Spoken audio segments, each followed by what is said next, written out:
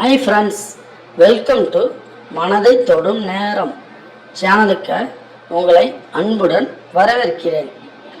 என் பெயர் சுமதி. வாழ்க்கை எனக்கு எப்போதுமே ரோஜா படுக்கையை தந்ததில்லை, முட்களைத்தான் பரிசாக தந்திருக்கிறது. முதல் கணவர் என்னை விட்டு பிரிந்த பிறகு என் 7 வயது மகள் காவியாவுடன் நான் தனித்து விடப்பட்டேன். ஒரு பெண்ணாக குழந்தையோடு இந்த சமூகத்தில் வாழ்வது என்பது எவ்வளவு கடினம் என்பது எனக்கு மட்டுமே தெரியும். என் பெற்றோரின் வற்புறுத்தலால் எனக்கு 2வது திருமணம் நடந்தது. அவர் பெயர் ராகவன். அவருக்கும் ஏற்கனவே ஒரு மகன் இருந்தான். அவன் பெயர் விக்ரம். விக்ரம் என் மகளை விட 2 வயது மூத்தவன். ஆரம்பத்தில் எல்லாமே நன்றாகத்தான் போய்கொண்டிருந்தது. ராகவன் என் மகளை தன் சொந்த மகள் போலவே பார்த்து கொண்டார். விக்ரமும் காவியமும் அண்ணன் தங்கை போல் பழகினார்கள். ஆனால் என் துர்திஷ்டம் அங்கேயும் தொடர்ந்தது. ஒரு விபத்தில் ராகவனும் எங்களை விட்டு நிரந்தரமாக பிரிந்து போனார். மீண்டும் என் மேல் கஷ்டங்களின் மலைகள் உடைந்து விழுந்தன.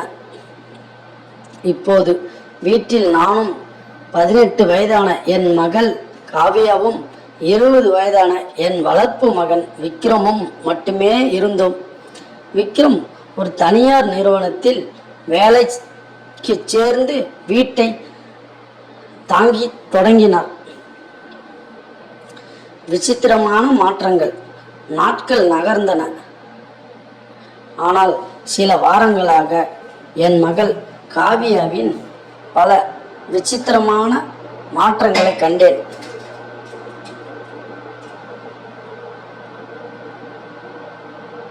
அவள் எப்போதும் சுறுசுறுப்பாக இருக்கும் பெண்.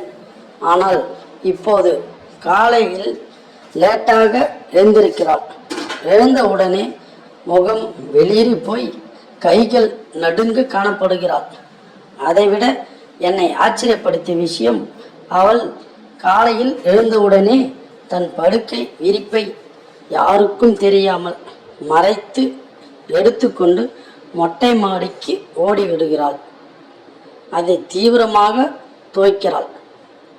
ஏன் காவியா, உடம்பு முடியாம இப்படி காலையிலேயே பெட்ஷீட் துவைக்கிற என்று நான் கத்தினாலும் அவள் பதில் சொல்லாமல் என் முகத்தை பார்ப்பதை தவிர்த்தாள்.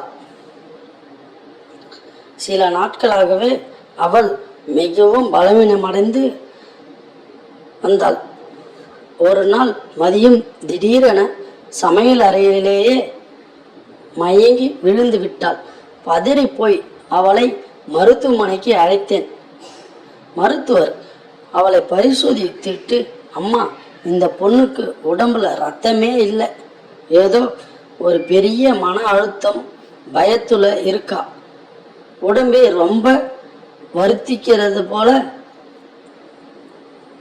நல்லா சாப்பாடு கொடுங்க, ஓய்வு எடுக்க சொல்லுங்க என்று சொல்லிவிட்டு போனார். காவியாவிடம் பேச முயன்ற போதெல்லாம் அவள் என்னிடம் இருந்து விலகியே ஓடினாள். என் மனதில் சந்தேக புயல் வீச தொடங்கியது. நள்ளிரவு பேச்சும் சந்தேகமும். ஒரு நாள் இரவு எனக்கு தூக்கம் வராமல் தவித்து கொண்டிருந்தேன். அப்போது விக்ரமும் காவியாவும் அறையிலிருந்து, வீட்டில் இட நெருக்கடி காரணமாக அவள் ஒரே அறையை பகிர்ந்து கொள்ள வேண்டியிருந்தது. ஏதோ கிசுகிசுக்கு சத்தம் கேட்டது. நான் மெல்ல நடந்து போய் கதவு அருகே நின்றேன். கதவு உள்பக்கமாக பூட்டப்பட்டிருந்தது. உள்ளே விக்ரம் பேசிக்கொண்டிருந்தான். காவியா, இன்னும் சில நாட்கள் தான், அதுவரைக்கும் அம்மாவுக்கு தெரியாம பார்த்துக்கோ,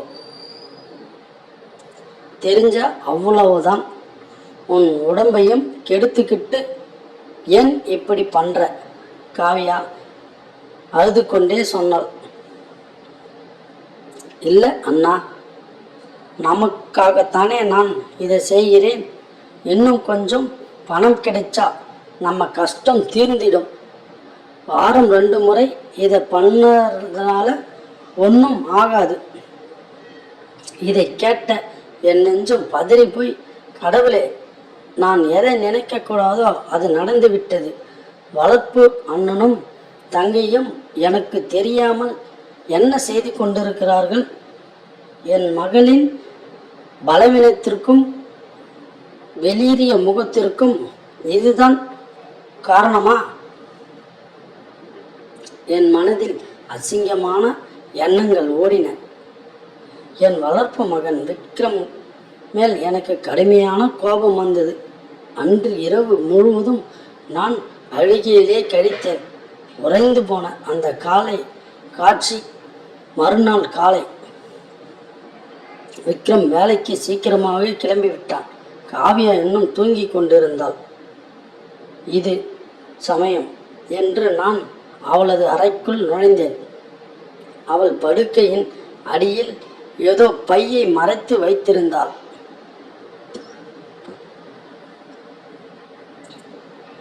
அவள் தூங்கி கொண்டிருக்கும் போதே நைஸாக அந்த பையை இழுத்து வெளியே கொண்டு வந்தேன். பையை திறந்து பார்த்தபோது எனக்கு தூக்கி வாரி போட்டது. கடுமையான கோபம் வந்தது. அதற்குள் சில ஊசிகளும் இரத்தக்கரை படிந்த துணிகளும் சில மருந்து மாத்திரைகளும் இருந்தன. என் கைகள் மிகவும் நடுங்கின. அப்படியானால் என் மகள் ஏதோ தவறான பழக்கத்திற்கு அடிமையாகிவிட்டாளா? விக்ரம் அவளுக்கு இதை தருகிறானா என்று நினைத்தது. என் மகளை எழுப்பி ஓங்கி ஒரு அறை விட்டேன். அவள் அதிர்ச்சியோடு விழித்தாள். அம்மா, என்ன பண்ணுற? என்ன ஆச்சு என்று அழுதாள். இன்னும் என்னடி, என்ன ஆச்சு? என்ன காரியம் பண்ணிட்டு இருக்கீங்க 2 பேரும்? உள்ளே இந்த ஊசி இரத்தக்கரை எல்லாம் எதுக்கு? விக்ரமும் நீயும் சேர்ந்து என் மானத்தை வாங்குகிறீர்களா என்று கத்தினேன்.